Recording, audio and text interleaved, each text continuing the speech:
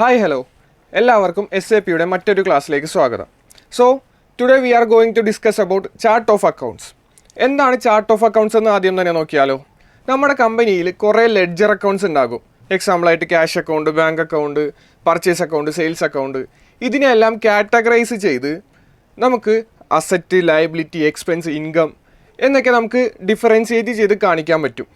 അതായത് ക്ലാസിഫൈ ചെയ്ത് കാണിക്കാൻ പറ്റും. അസറ്റ് ആണോ, ലയബിലിറ്റി ആണോ, എക്സ്പെൻസ് ആണോ, ഇൻകം ആണോ എന്നൊക്കെ.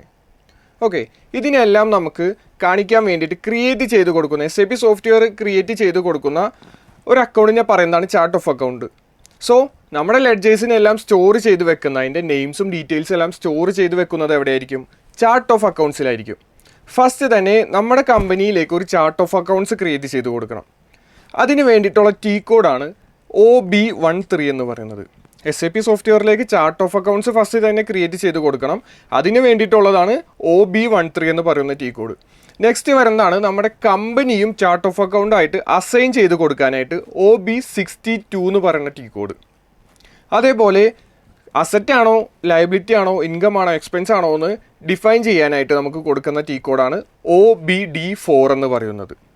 ഇനി ലാസ്റ്റ് വൺ നമുക്ക് റീറ്റേൺഡ് ഏണിങ്സ് എന്ന് പറയുന്ന ഒരു അക്കൗണ്ട് വരുന്നുണ്ട്. അതെന്താണെന്ന് ലാസ്റ്റ് പറഞ്ഞുതരാം. അതിന് വരുന്ന T കോഡാണ് OB53 എന്ന് പറയുന്നത്. സോ ഇനി എങ്ങനെയാണ് നമുക്ക് സോഫ്റ്റ്വെയറിൽ ചെയ്യുന്നതെന്ന് നോക്കിയാലോ. സോ എൻ്റെ കമ്പനിയിലേക്ക് ഞാൻ ചാർട്ട് ഓഫ് അക്കൗണ്ട്സ് ക്രിയേറ്റ് ചെയ്ത് കൊടുക്കാൻ പോകുക. ചാർട്ട് ഓഫ് അക്കൗണ്ട്സ് എന്താണെന്ന് എല്ലാവർക്കും മനസ്സിലായെന്ന് വിചാരിക്കുന്നു. സോ ഇനി എൻ്റെ കമ്പനിയിലേക്ക് ഒരു ചാർട്ട് ഓഫ് അക്കൗണ്ട്സ് ക്രിയേറ്റ് ചെയ്യാൻ അതിൻ്റെ T കോഡ് നമ്മൾ പറഞ്ഞു അല്ലേ, ഏതായിരുന്നു? OB13 എന്ന് പറയുന്നതാണ്. സോ ഞാൻ OB13 എന്ന് പറയുന്ന ചാർട്ട് ഓഫ് അക്കൗണ്ട്സ് ക്രിയേറ്റ് ചെയ്യുന്ന പേജിലേക്ക് ഓപ്പൺ ചെയ്തു. ഇവിടെ പുതിയത് ക്രിയേറ്റ് ചെയ്യാനായിട്ട് ന്യൂ എൻട്രീസ് ക്ലിക്ക് ചെയ്യുക. ഇവിടെ ചാർട്ട് ഓഫ് അക്കൗണ്ട്സിൻ്റെ അവിടെ പുതിയൊരു കോഡാണ് ചോദിച്ചേക്കുന്നത്.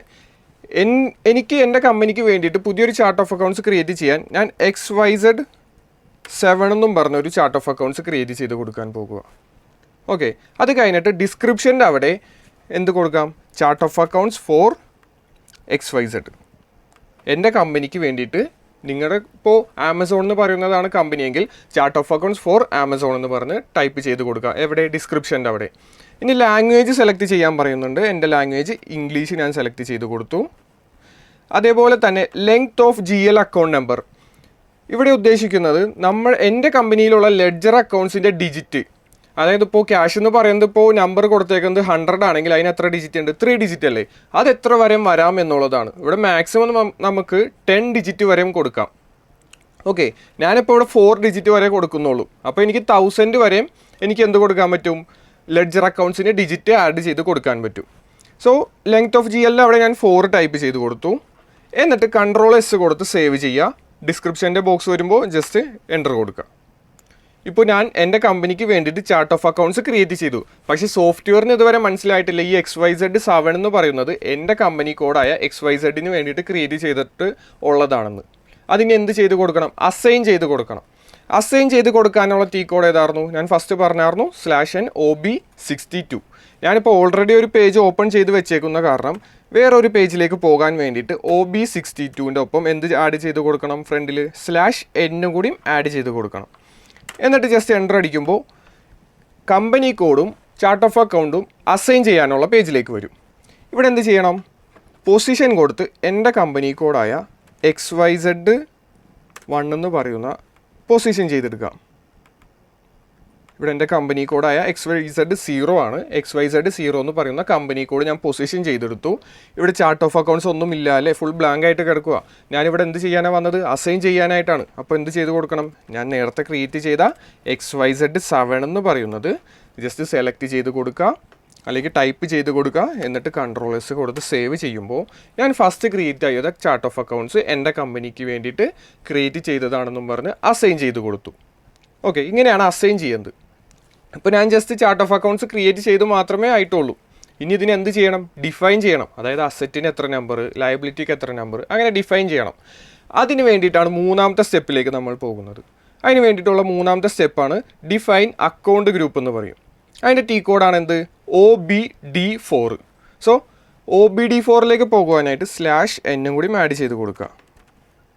/n OBD4 T code type ചെയ്തിട്ട് എൻ്റർ കൊടുക്കുമ്പോൾ ഡിഫൈൻ അക്കൗണ്ട് ഗ്രൂപ്പ് എന്നുള്ള പേജിലേക്ക് വരും. ഇവിടെ പുതിയത് ക്രിയേറ്റ് ചെയ്യാനുള്ള കാരണം ന്യൂ എൻട്രീസ് കൊടുക്കുക. ന്യൂ എൻട്രീസ് കൊടുക്കുമ്പോൾ chart of accounts, account group, name, from account, to account ഒക്കെയാണ് നമ്മുടെ അടുത്ത് ചോദിച്ചേക്കുന്നത്. ഇവിടെ എൻ്റെ ചാർട്ട് ഓഫ് അക്കൗണ്ടായ XYZ7 ടൈപ്പ് ചെയ്ത് കൊടുക്കുക. ഓക്കെ, അക്കൗണ്ട് ഗ്രൂപ്പിൻ്റെ അവിടെ ഞാനിവിടെ ഫസ്റ്റ് ക്രിയേറ്റ് ചെയ്യാൻ പോകുന്നത് അസറ്റിന് വേണ്ടിയിട്ടാണ്. സോ അസറ്റിന് വേണ്ടിയിട്ട് ഞാൻ ജസ്റ്റ് ഷോർട്ടായിട്ട് AST എന്ന് പറഞ്ഞു കൊടുത്തു. നെയിമിൻ്റെ അവിടെ ഫുള്ളായിട്ട് അസറ്റ് എന്നും പറഞ്ഞു കൊടുത്തു, അല്ലെങ്കിൽ അസറ്റ് അക്കൗണ്ട് എന്നും പറഞ്ഞു കൊടുക്കാം. സോ ഇനി അക്കൗണ്ടിന് ഞാൻ എത്ര നമ്പേഴ്സ് വരെയും കൊടുക്കാം? ഫ്രം അക്കൗണ്ടിൻ്റെ അവിടെ 1ഉം ടു അക്കൗണ്ടിൻ്റെ അവിടെ 1000ഉം ഞാൻ കൊടുത്തു. ഓക്കെ, ഇപ്പോൾ എൻ്റെ കമ്പനിക്ക് വേണ്ടിയിട്ട് അസറ്റ് ക്രിയേറ്റ് ചെയ്യുമ്പോൾ ഏത് നമ്പറിൻ്റെ ഉള്ളിൽ കൊടുക്കണം? 1 മുതൽ 1000 വരെയുള്ള നമ്പേഴ്സിൻ്റെ ഉള്ളിലായിരിക്കണം ലെഡ്ജർ അക്കൗണ്ട്സ്, അതായത് അസറ്റിൻ്റെ അണ്ടറിൽ വരുന്ന cash account, bank account, accounts receivable, അങ്ങനെയുള്ള ലെഡ്ജേഴ്സ് എല്ലാം ക്രിയേറ്റ് ചെയ്യുമ്പോൾ എത്ര നമ്പർ കൊടുക്കണം? 1 മുതൽ 1000 വരെയുള്ള ഉള്ളിൽ നമ്പേഴ്സാണ് കൊടുക്കേണ്ടത്. അതിന് വേണ്ടിയിട്ടാണ് ഇവിടെ അസറ്റിന് 1 to 1000 എന്ന് പറയുന്ന നമ്പർ നമ്മൾ ആഡ് ചെയ്ത് കൊടുത്തത്. ഇനി അടുത്തത് XYZ7 chart of accounts type ചെയ്തു. അടുത്തത് ഞാൻ ക്രിയേറ്റ് ചെയ്യാൻ പോകുന്നത് ലയബിലിറ്റിയാണ്. ലയബിലിറ്റി ഷോർട്ട് ഫോം ആക്കി കൊടുത്തു. ഇവിടെ ഫുൾ നെയിം ആയിട്ട് ലയബിലിറ്റി എന്നും കൊടുത്തു. ലയബിലിറ്റിക്ക് വേണ്ടി ഞാൻ കൊടുക്കുന്നത് 1001 മുതൽ 2000 വരെയാണ്. ഓൾറെഡി ഞാനിവിടെ 1000 കൊടുത്താരണം എഗെയിൻ ഇവിടെ 1000 കൊടുക്കരുത്. ഇവിടെ 1001 to 2000 കൊടുക്കാം. അപ്പോൾ ലയബിലിറ്റി ഇനി ക്രിയേറ്റ് ചെയ്യുമ്പോൾ, അതായത് ക്യാപിറ്റൽ അക്കൗണ്ടും അക്കൗണ്ട്സ് പേയബിളും ഔട്ട്സ്റ്റാൻഡിങ്ങും അതെല്ലാം ക്രിയേറ്റ് ചെയ്യുമ്പോൾ എത്ര നമ്പേഴ്സ് കൊടുക്കണം? 1001 മുതൽ 2000 വരെ ഉള്ളതിൻ്റെ ഉള്ളിലായിരിക്കണം അതിൻ്റെ നമ്പേഴ്സ് കൊടുക്കേണ്ടത്. ഇനി അടുത്തത് ഏതാ?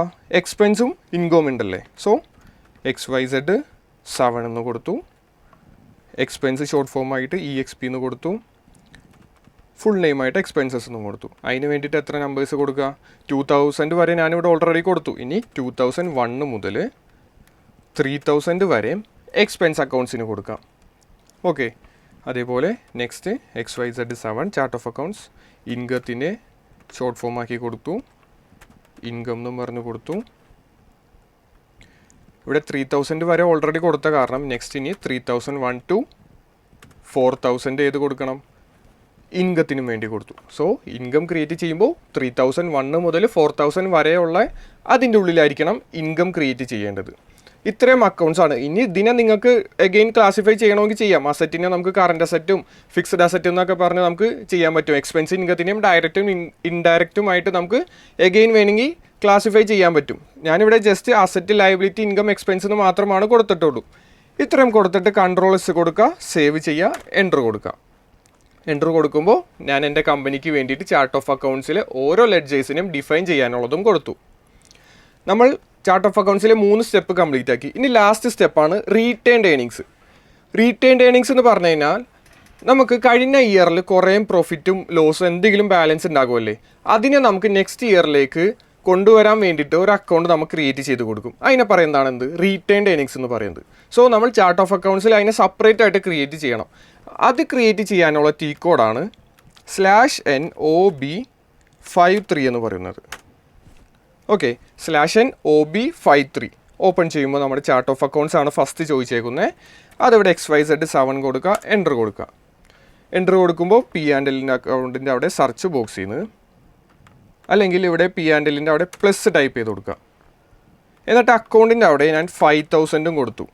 അവിടെ കഴിഞ്ഞ പേജിൽ നമ്മൾ കൊടുക്കാത്ത ഏതെങ്കിലും ഒരു നമ്പറാണ് ഇവിടെ കൊടുക്കേണ്ടത്.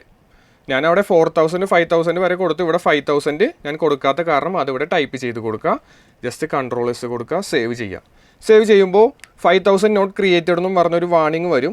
ജസ്റ്റ് എൻ്റർ കൊടുത്തു കഴിഞ്ഞാൽ സേവ് ആയിക്കോളും. സോ എൻ്റെ കമ്പനിക്ക് വേണ്ടിയിട്ട് ഞാൻ അക്കൗണ്ട് ഗ്രൂപ്പും ഡിഫൈൻ ചെയ്ത് കൊടുത്തു. അതേപോലെ റീറ്റേൺഡ് ഏണിങ്സും ഞാൻ ക്രിയേറ്റ് ചെയ്ത് കൊടുത്തു.